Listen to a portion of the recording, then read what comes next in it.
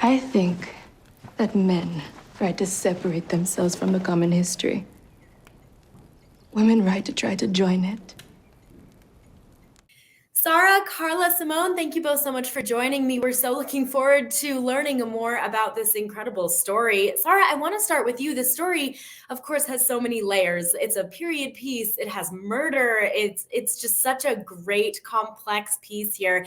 And your heroine is a slave, but ultimately, what is at its core that we can really look for? I mean, you said it, layers. You know, what was really important to me and what I hadn't seen before was a period drama that was authentic and true to the history, but also that put a Black woman center stage in a story that honored her humanity and focuses more on love and adventure and passion and her intelligence and her complexity than it does on the fact that she happens to have had an experience of slavery.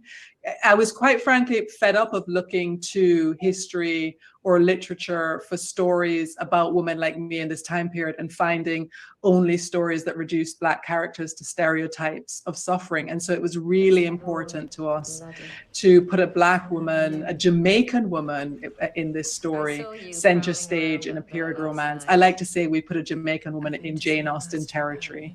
And I'm really proud that we've been able to do that. Since I am still here, Mrs. Lennox, I assume you didn't get your way.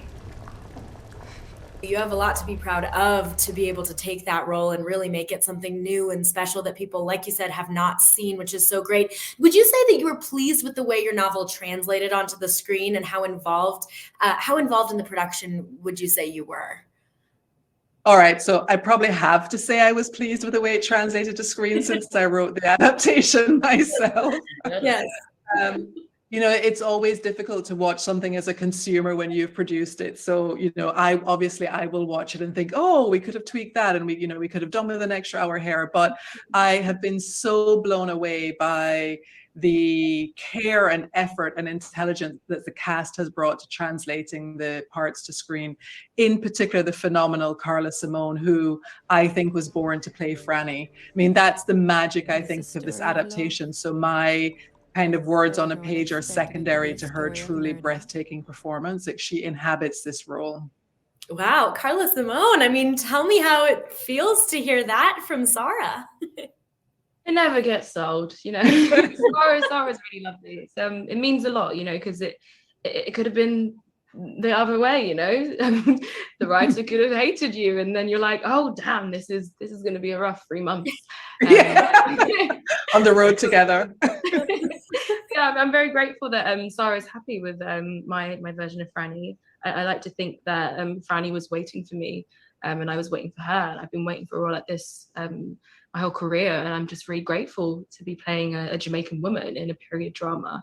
It's an incredible opportunity, and yeah, I'm really happy with what we've made. I hope everyone else enjoys it. Some things cannot be brought into the light. Then let it be done in the dark. Karla-Simone, what would you say were Frannie's best and most challenging qualities to bring to life? It does sound like, you know, you have a lot of similarities, but what do you think were the best things and kind of the hardest things for you?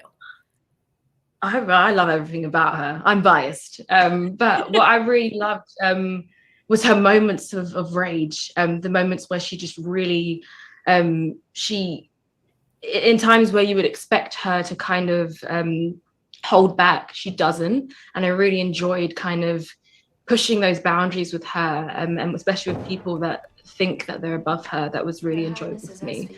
I think the challenging parts were like, you know, her most lowest moments. She does really have some quite heavy emotional situations that she's in, and tapping into that, feels horrible, but at the same time it's quite cathartic. I quite enjoy tapping into those emotions and trying to find truthful, raw feelings, because I feel like if I can really tap into that, then the audience will believe it, and the audience will invest in the journey and invest in Frannie and hopefully root for her. So yeah, I enjoyed every minute of playing Frannie. That's huge. That's so big. Would you say too that Frannie taught you anything about yourself? Oh, I don't know if she taught me anything. I feel like I feel like we were going through it together. So I don't know if it was like she was teaching me, whether we were just kind of like in it together and kind of growing together. And I feel like, especially when I was doing some court scenes and she was really commanding her space, after like kind of being, you know, berated and people like accusing her of murder, I really enjoyed kind of speaking up for her. And you know, I remember seeing this this random video once of Rihanna, and she was like, "Don't ever let them see you sweat." And how that really just stuck with me. I was like, with Frannie, every time she moved in a room, I was like, I'm not going to let these people see me sweat.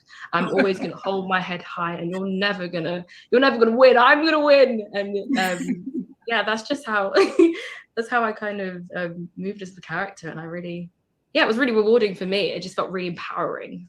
I love that. Rihanna bringing on some good advice here for the performance. That's so great. Well, ladies, to wrap things up here, Sara, I want to end with you. Writing an award-winning novel, of course, is quite an accomplishment, something that you should be so proud of. But how does it feel to see this next achievement come to fruition?